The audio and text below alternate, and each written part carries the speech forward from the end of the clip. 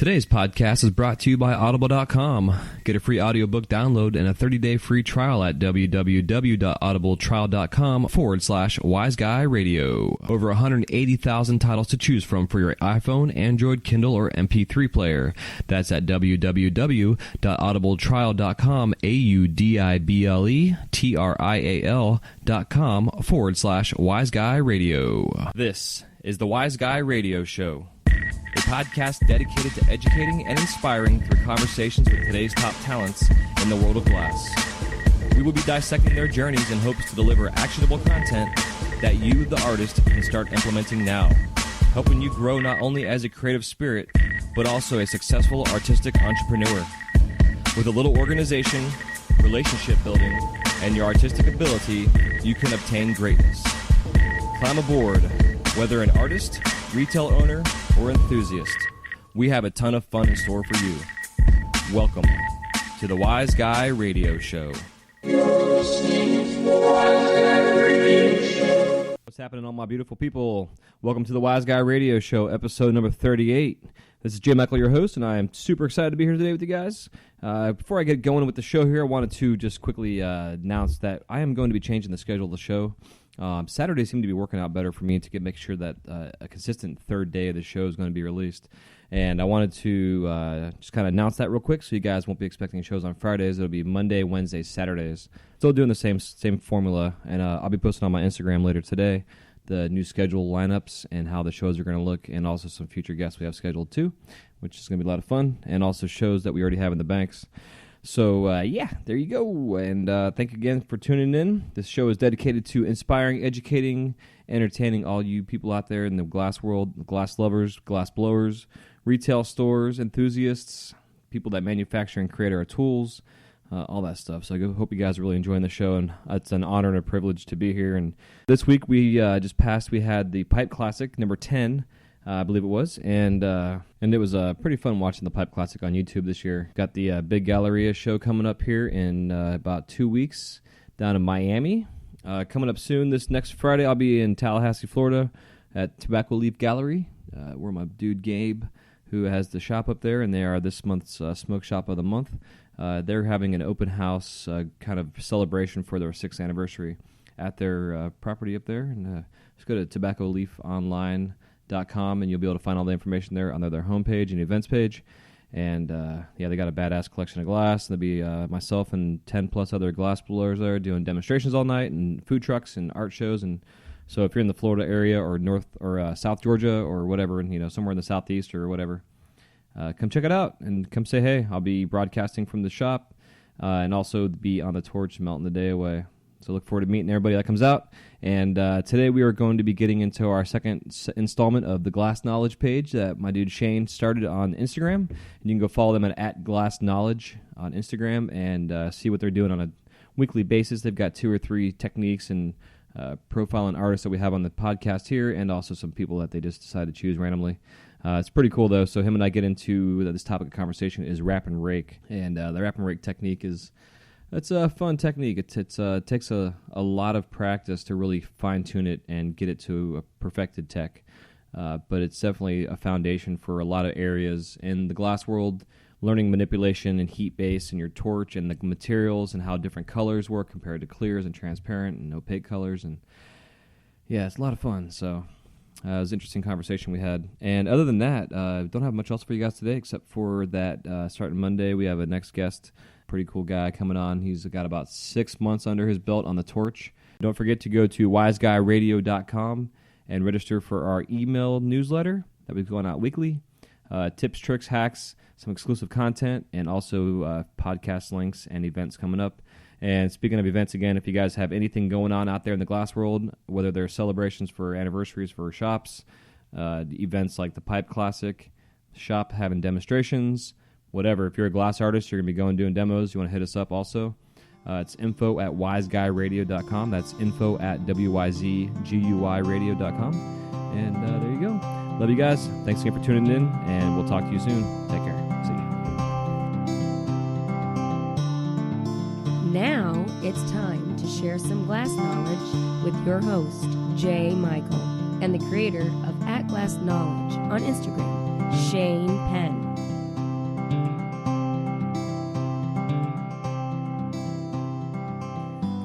what's up, everybody? It's time for our new segment we are doing today. This is the Glass Knowledge page, and Shane and I are here today to discuss wrap and rakes. It's our next technique in the line. What's going on, Shane? Same old. Just getting back to the States, been adjusting in really nicely, so it's been good. How are you doing this week? Hell yeah, man. Same here. Sweat my ass off. It's not November yet, so we're still hot. And up here in the northern part of Minnesota, it's a lot cooler this time of year. We're already getting that fall weather. I can already feel the leaves are going to be changing soon. Yeah, I've been seeing pictures already, man. It's kind of scary. It's crazy. Yeah, when it gets cold up here. I mean, at this point in time, I think all of us are wishing for some of that Florida warmth. Send it our way, will you? Hell yeah. We'll send it your way as fast as possible. So today's wrap and rake is one of the foundational basic techniques in the glass game in the pipe world, and it's a really good technique to start off with to learn your heat base, to learn your torch, to learn your supplies and tools. It goes along with pulling points and some of the basic bullshit you got to kind of start off with if you want to really learn the medium. And the wrap and rake spoon is one of those techniques that will teach you how to manipulate your glass, how to get it right in heat base, how to stretch it and pull it, how to make sure that your surface of your clear is the right temperature. There's a lot of little intricacies that are involved in making these techniques, and if it's done properly with the right amount of silver and gold fuming, or even just silver fuming, you can really make a really pretty piece. And as if you guys go check out the @Gloss Knowledge page on Instagram, look at the wrap and rake link, you will see some current work on there by artists that have taken this older traditional technique and now really expanded upon it. What you got to say about that, Shane? Yeah, absolutely. I mean, I think you described it best right off the start, which is, it's this multifunctional technique that will really help glass blowers learn. It's kind of like the wax on, wax off of the glass industry, at least for beginners. You're doing this thing repetitively and you don't know why, but it's teaching you all these small skills in there. So, Mr. Miyagi style, yeah. learning through dedication and things that you don't quite, you don't think about it at the time, but you're like, wow, that really applies to everything else. For those who don't really know what wrap and rake is, or for those viewers who are listening who are like, I don't know what you mean by wrap and rake, it kind of refers to any of those pieces you see out there with it looks like color. It's color on the outside that has been raked down. That looks like it's been stretched down in little points. So it kind of goes in a wavy form, and it looks very surface colory and Yeah, has a feathery kind of pattern to it, depending on that is a good the process. Yeah, it's neat because the basic idea on how this application is done is you have a tube of glass that you're going to apply this color to, and going back to the beginning of our first segment when we talked about borosilicate and the heat base and temperature, the surface of the glass has to be the same temperature as the glass being applied to it so that it sticks. You're not completely blending it in 100%, but you need this color that you're applying to your clear to stick. So basically, the concept is that you take your tube of glass that's on a blowpipe or on a pulled out point that you've stretched out as a handle for blowpipe, and you get that nice and hot in your flame, but it's not hot enough to start to change the shape of the glass. It's just hot enough to where the surface is now pliable a little bit to where the glass is going to stick to it. And then, being that I'm right-handed, I will heat up with my right hand. I'll heat that tube of glass in the flame. And then at the same time I'm doing that, I'm also starting to warm up the very tip, probably about maybe 1.5 inches of my color rod to start the process of getting that hot. And basically the idea is that your color rod has to be consistently heated all the way around the surface of the glass in that section. So when you go to stretch that glass out to actually spin it and wrap it around the clear, it will pull away evenly and smooth. Like the molecules in the glass have to all be at the same heat rate and temperature and everything. Otherwise you get a weird pull and it doesn't pull even.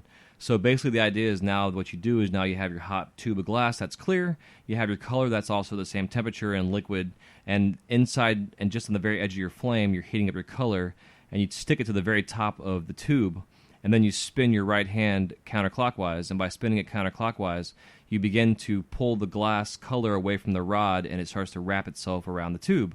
But the thing you have to remember when you're doing this is that your rod is getting shorter as you're pulling the glass away. So you're also not only having to pay attention to where you're applying the glass on the clear tube, but you also have to pay attention to the consistency of your rod that you're heating up. Because if you don't do it properly, you can just continue to pull glass off, and the glass will actually break off in little strands because it's getting pulled away too fast, and the heat actually breaks it off. If done properly, you can get a nice heat base on your color, get your point heated up really quickly, and then stick it on there and spin it and you make it depends on how many layers of the wrap you want to do or whatever. But basically, it's a up motion and then a down motion if you want to do like an overlaying kind of thing. But it's very important that your tube that you're applying the glass to is the right temperature, because if not, when you go to now rake the glass with a rod of clear, that color will actually pop off the surface of the glass of the clear. Your clear also can crack on you as well, but mainly that color will pop off. And I've actually had it pop off and stick to my lips before. And it doesn't. It doesn't. Yeah, it doesn't feel good. But once that color is on there, you now have a base of color to work with in a pattern. Your typical basic pattern is basically you wrap the glass just down the tube, maybe about 15 stripes of glass in a spiral. You stop that part. Then you go back and you warm up your point again so that the glass is now, the color is beginning to become blended into the point. And then you start at the very top of the point with your clear rod, and as you basically draw a line with your flame on the color, so you preheat this line of your color, and then you get your clear hot, and then you get it hot enough to where you can draw a pliable liquid form of a line of glass down that clear. And when you do that, it actually draws the clear, or the color draws the color down the tube and makes kind of a V pattern in there if it's done properly. You can overheat it and smear it if it's not done properly, But it's a pretty neat technique. As I say, that's the sign of a good wrap and rake, though, is that clear V. Like you're looking for those nice, clean points. If it's super rounded or if it's smeared, that shows that's showing where like you could use improvement, and that's showing, I don't want to say sloppy, but that's the difference between like a really, really pristine rack and rake and more of a like still learning, still trying to figure it out. And to most people looking at it, it's just going to be like, oh, that's cool. But if you're looking at enough of these pipes a day, and if you're like you're really looking for something nice, look for those nice points on each of the lines. Yeah, because I like those basic, simple, like 6 to 10 spiral stripes going down with like maybe 5 or 6 rakes, going down. Like a lot of times I'll do like 3 and then go in between those 3 and go down. Another fun thing you can do as well is you can go bottom up when you rake it as well, so you get a reverse pattern, which really makes this neat feathery kind of pattern. But you can also take the same idea. Instead of having to draw a straight line down the tube, you can take your tube of glass and you break it into segments of, say, 2/3, where like the bottom 2/3 you just use where you do your straight down lines on what would be the neck of the pipe, and on the head of the pipe you can do like little triangle patterns, like up and down, really quickly kind of patterns. So you can separate the segments of the raking process where you can get all these different variations and patterns. It really depends on what you're looking for. You can also lay like a layer of color down, and you can rake it, and you can do another layer of color and rake that. If you do also color changer type stuff, you can do a nice silver fume, like a really light silver fume down first, wrap clear around that, rake it through with clear. Then you do a layer of gold fume, and then maybe a little bit of silver, or a little bit of silver and a little bit of gold, and continue to build up layers of color changing patterns. You can do it like 4 or 5, 6 times if you want, where you really have this thick layer of pattern that you've done. And that way, as a piece changes, you have a process of where like layers are actually changing colors because of, it's not a chemistry-based thing. It's because the resin from whatever you're using and to smoke out of your pipes creates a black backdrop basically for the area. And there's been back in the day when wrapping rigs were made, they say it could take up to 3 to 5 years for a spoon to fully change colors, because the entire piece has to be caked with this dirty resin on the inside, which tastes like shit in the long run. But if you want to see your piece fully change colors like that, that's what you have to do. Nowadays, with the modern community, we like to clean our pieces every day. So you don't really see full color changing wrapping rigs anymore going around. I find that the hand pipes are really much the color changing pieces, but I'm not seeing many color changing tubes out there, just because that's where things get a little gnarly and a little gross. But I think what you pointed on is a really good point as well, is that wrap and rake is the basis of it, and that realistically there's so many variations, there's so many different ways you can do it, so many different ways to add color, that the possibilities, like any of these techniques we will be discussing in this post or future post, is really just at the bane of your creativity. Like, how creative are you, and how can you make it yours? How can you make it different? And maybe how can you push it to something that no one's seen before? Like, does this work in other styles? What colors haven't been used? Like, I haven't seen a wrap and rake opal tech yet. Like, who knows? Yeah. Or uranium yet. It'd be fun to see like a cobalt spoon that's got a wrap and rake, uranium tech to it that you don't see until you go into a black light. I've seen a little bit more and more of like a lot of people doing a lot of the uranium, or a lot of this, like, you can't see it work with a color behind it, where it's only visible when you are using a UV light, and you're like, oh, this clear piece is kind of cool. And then you hit that with the UV light, and it's like, boom! Look at all this crazy design work that's hidden. So yeah, it's fun. Yeah, and what's also neat with the wrap and rake techniques too is depending on the color you use. Like for instance, if you're using like an exotic green or blue, or a blue moon, even a lot of those colors have a lot of metals in them. So the oxidation that happens when the glass is being hit by your flame causes the color to react, and it brings this oxidation kind of reduction color to the surface. So when you actually rake it with clear, it actually protects. If you do it properly and with the right flame setting, you can actually protect the color. So when the color that's behind the clear rake is a different color than the color that's exposed in between your lines of your raking. So you can literally take one color, wrap it around a piece, rake it a couple times, and you have this variation of the same color and variations of color on one pipe. Like it's pretty neat when doing it. There's also with like the gold and silver techniques are the same way, where you can do like silver in a couple spots or gold in a couple spots that are different, and they, as you rake through it, you have these segmented sections of the pipe that change in variations of colors because of that whole thing. It's neat. Right. But also when you get into other colors, for instance, the ones that oxidize, because they do put off a fume of a metal, that metal will stick to the surface of the glass. So now you have a whole different type of technique that you can take that color and use that for color changing properties by, again, adding more layers of clear over it and protecting it too. So it's a fun different way of kind of playing with the color. It's interesting stuff. And I think it's a technique that is tested throughout time. If we want to get into the history of this a little bit as well, wrap and rake, like from my research when I was doing the original post for wrap and rake, I was amazed at how far back this technique actually goes. And realistically, it actually goes all the way back to the Egyptians or further. And I was amazed to see these really beautiful ornate glass blown vases or vases, like where different parts and tombs were found with just this beautiful wrapped coloring on it, like these beautiful blue vases with like this white wrap and raked color. And it's found in ancient Egypt. It's found in ancient Greece, like a lot of their glass blowing as well. And so it's a technique that has been around for almost as long as glass has, or at least ornate or colored glass has been around in any different style. And it's not just a borosilicate like term or technique by any means. It was, it's been perfected and it's been used throughout the last couple thousand years in all different glass mediums, from furnace blowing to soft glass blowing to anything and everything. Yeah, because you get into like like the soft glass industry and the furnace works. Like those guys will do the same idea where you have a vessel and you do a body. It's called a body. The idea is it's called a body wrap. Even if you're doing it on a hand pipe or the furnace work, it's a body wrap, where you actually wrap that color around the surface of the body. But then you can go into a mold, like a pineapple mold or a star-shaped kind of mold. And when you go into that mold, it actually will cause and create the same effect of the raking process by going into that mold. And you can have that same wrap and rake look where there wasn't any kind of clear added to it. And the same goes with the smaller and the borosilicate things. Even with bead makers and people that do small jewelry and what have you, that do flower patterns, a lot of it's the same idea where they do a wrap pattern, but then they take a tungsten pick and they go with a tungsten pick, and you can actually rake the color itself as well with the tungsten pick. You can do a lot of cool flower patterns. You can take a spiral on like if you say you have like a pipe that you're making, and the head or the face of the spoon, you can do a cool flower pattern by having a spiral of color on there, and then you go from outside, basically the outside edge of the round shape to the very center. You can draw it in with a tungsten pick, and do that like 5 times, and you actually are creating 5 petals by doing that. You got to clean up the center a little bit to get rid of some of the crap. But those are just different ways that you can do this wrap and rake technique, not necessarily having to use a glass rod to actually rake through the color. It's pretty, it's neat. Just the way, like you're saying, it's been used for so long by so many people. It's used in all kind of industries.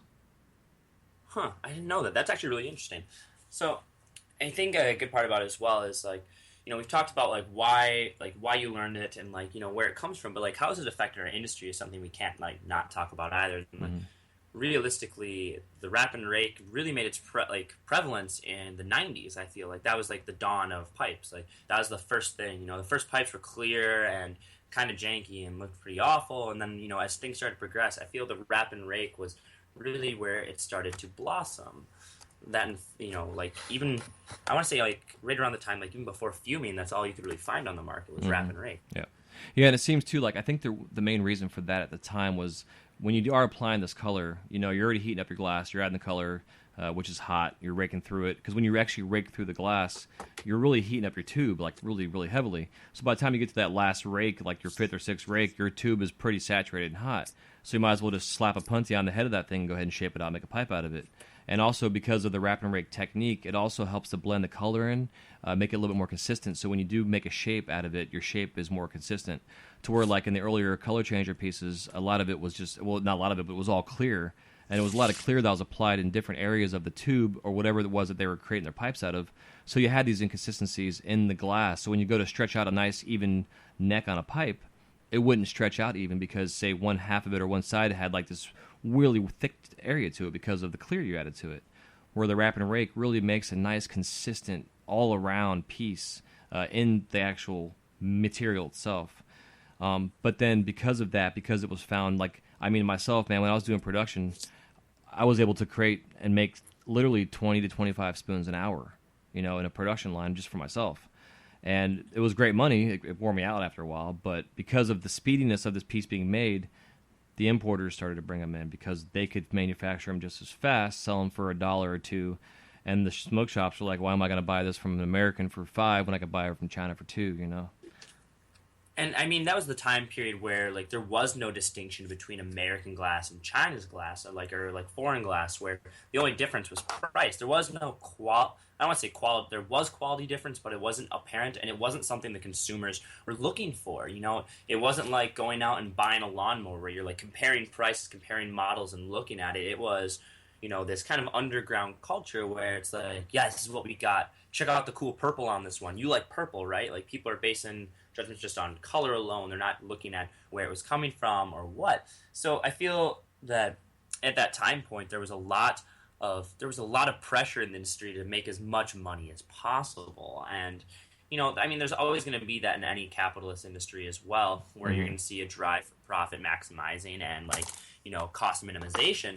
But sudden influx of imports and the fact that stores weren't no longer buying a lot of wrap and rakes from artists, caused a lot of artists to either pursue or to push the wrap and rake further, but it also allowed them to pursue different styles such as line work and inside out work. It's the stay ahead of the competitors idea where, America's always thrived on creativity, while a lot of these countries, especially in the 90s and early 80s, were all about replication. They could take a product and completely replicate it. And, I've seen a lot of foreign pipes where it's literally the exact same pipe, same colors, pulled the exact same way every single time. They look almost identical. And, there's something to be said about that being identical, but that's because the person that's making that is sitting behind a torch and they're told, this is what you're making. You are making this exact thing. It's not an artistic process at that point. It's now a production process. And if there's not a blurred line between that, your product suffers. I mean, yes, it has its consistency, but that's not necessarily the thing that is wanted in the glass industry, since it's kind of a showy thing. The consumer, especially in America, want something different than everyone else that has it, or they want something that's unique to themselves. And I think that comes along with the American idealism of being unique and of being an individual, especially in a free thinking culture such as the functional art industry. Yeah, but it's interesting too. It's on that same point, even though this is totally off topic, but it coincides with this whole import thing. Is in my first 10 years or so, the industry was totally different. Being in this now for almost 17 years. The last 6-ish years where things are changing has completely changed also the way we work. And myself and a lot of my glass friends that have been in this since the 90s, we're all starting to break out of the mold of production because we had to make production to compete with the import stuff, but also because there was only a few of us out there that were doing it and the demand was so high. But it was also the smoke shop industry, they were putting themselves out there on the lines as well to sell our products. So they felt they needed to charge more for their work that they were buying because they had to keep themselves in business and they're putting a risk out there. Almost as if they felt they were putting a risk out more than what we were as an artist that was creating the product. But because we were underground and behind the scenes a little bit, they were, So it was understandable. But once the import came in, it then became they were wanting the import stuff. And the wrap and rake was one of the first. And it actually wasn't even really raked. It was mostly just a wrap piece. It was a really thin... a lot of it was silver fume on the inside. They would get it hot, and they would give it a spirally twist, so it gave like a silver fume spiral inside the pipe. And then they would, once that tube was hot, they would then wrap glass around like the head or something like that, and then blend that in, shape it out into a spoon, call it a day. But it was like super fucking thin, really shit garbage. I mean, they were more or less disposable pipes, is what it came down to. But it still killed the wrap and rake industry. So then we then transitioned into the next thing, which was the inside out pipe, which we'll discuss on a different show. Yeah. And then we can discuss then also how the import more or less killed the inside out, thing, So we're having to constantly evolve and move forward as we compete with the foreign markets that coming in.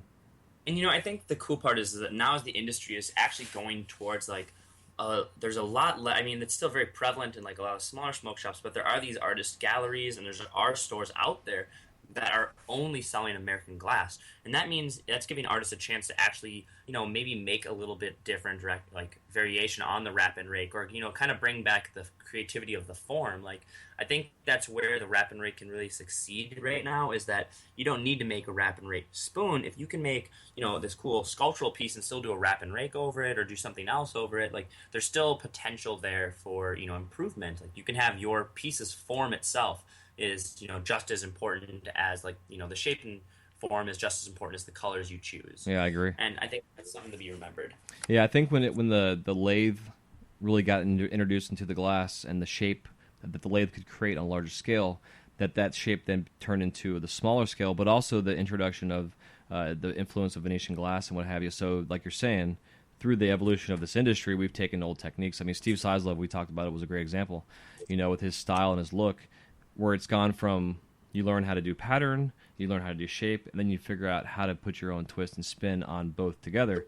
And now you got these guys out there that are creating amazingly beautiful wrap and rake pieces that will blow your fucking mind. And you're like, how the hell did they do that? And then you tell them this is a technique that's been around for 20 plus years, and they're like, oh, no way, it's whatever. So that's why we're here doing this segment as an educational process through the show, not only talking about the process but also the history of it and why it is that we do it and the origins of it, and now where we're at and the artists that are now creating it as well. So I hope you guys definitely dig it. Yeah, I agree completely. One of the artists I found when I was searching for like different material and stuff was this Nick Bailey glass, and like Nick Bailey glass, to give him a little shout out. But good guy, helped us a lot of information. But him and a few others like are making these. He made a few tubes that are just completely like wrap and raked small mini tubes, and they're just wild, like unlike any wrap and rake thing I've ever seen.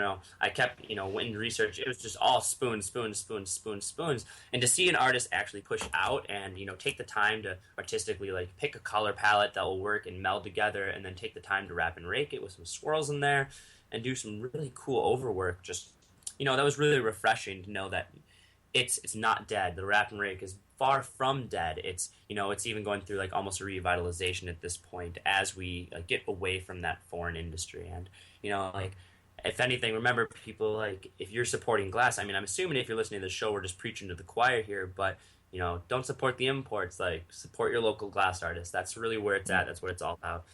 So I hope you all are enjoying these segments. If you have any questions, things you think we said that were wrong, not informationally correct, please let us know, because we do not want to spread any bullshit. We want to be out there honest, but we also are very transparent that we're not. I feel I'm somewhat of an expert because I am involved with this hands-on. Shane is learning this as he goes, which is why him and I come together, and he is very, very good at going on and doing research. I mean, you guys go check out the At Glass Knowledge page. You'll see the in-depth, amazing stuff, bro. So again, I'm so glad you guys are doing this page. Thanks, man. I appreciate it. And like, John and myself have been, I put at least like 5-6 hours of research in before any post, and that's along with like talking to other artists. That's on top of talking to other artists and making sure like I correct my information beforehand, or even reaching out to the community. So yeah, please come on, check out the page. We want glass artists, we want glass enthusiasts, we want newcomers to get involved, and just the newcomers can come and read, and if you have some knowledge, come on and drop it by. Like, we want to hear you. I want to hear you. I want to have a conversation with you. And if there's a topic that you want to hear about here or on the page, let us know. Like, we're just trying to build this community one person at a time, and it's been in the dark for a long time. We've been really secretive, and I think it's time to change that a little bit. Let's get some info out there. Let's start teaching people. Heck yeah, and you can further find this information on Instagram at Glass Knowledge and also at wiseguyradio.com. We are going to be starting a glossary. All this information will be there as well. And we'll also be throwing this stuff into our weekly newsletter as well. So if you want to subscribe to our newsletter, just go to wiseguyradio.com, go down to the bottom of the page where it says subscribe, put in your information, and you will be hooked the F up. And we will see you guys next Wednesday. Take it easy. Come join the fun and celebrate Tobacco Leaf's 6th anniversary with a huge party at Tea Leaf. The party starts at 6 p.m. and ends around midnight. They will have free beer, live music on stage, live glass blowing from 10-plus artists, street performers, fire breathers, jugglers, aerial acrobatics, local art, live painting, and local art booths, store-wide sales, fun giveaways, and raffles all night long. You can find out more information under their calendar at tobaccoleafgalleryonline.com. Thank you guys so much for listening to this episode of the Wise Guy Radio Show. If you have any questions, comments, or remarks, please leave them in the show notes page area where it says comments. We'll see you soon. Have a wise night.